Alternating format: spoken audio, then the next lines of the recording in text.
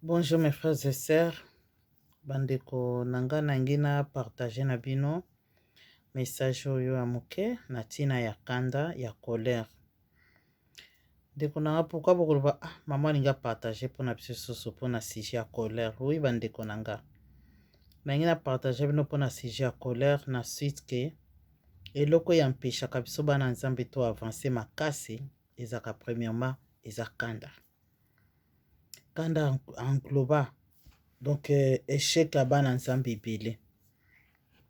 Na nzela kanda toselimita na makambo ebele. Na nzela kanda moi to évoluer eza te, na nzela kanda tout est bloqué.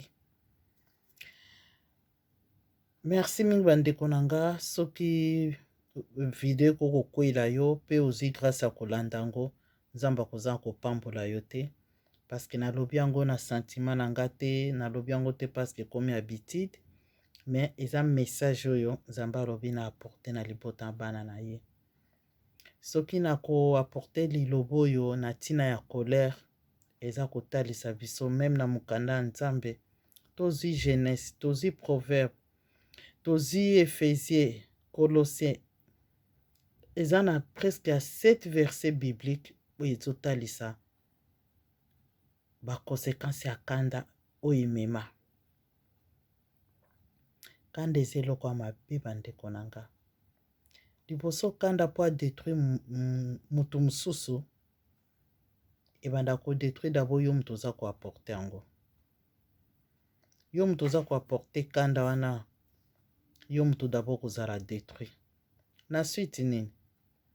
Na suite ke yo mutu oza na ye olala na ye, ozotambola na ye, bozolia, bozolamuka, même partout kotia misapi na wato mikangi na chambre na yo ozwi kilo wana obwaki na boyi contact na bato na boyi kozala barelation na bato na ye kozalaka ngai moko yebake oza ne à côté de toi. Yango liboso banda kodétruire libanda olobake na ana kanda mutu ngai mutu boye nde tolobaka d'habitude d'abord yo moko oza da conséquence na ye. Akobebi okomona soko oza na kanda ndeko na nga mutu nyonso oyo nayebi eza mutu ta kolobake nano azwa kanda te.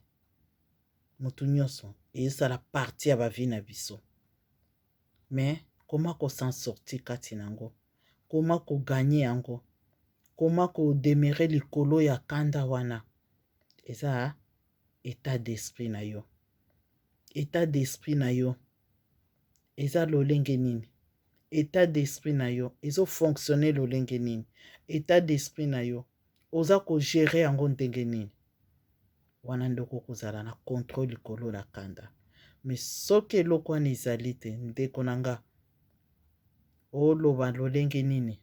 Kanda na komemelo kaka souffrance na misère. Luka bato ebele oyeba na vie bazaka ba colérique. Luka bango.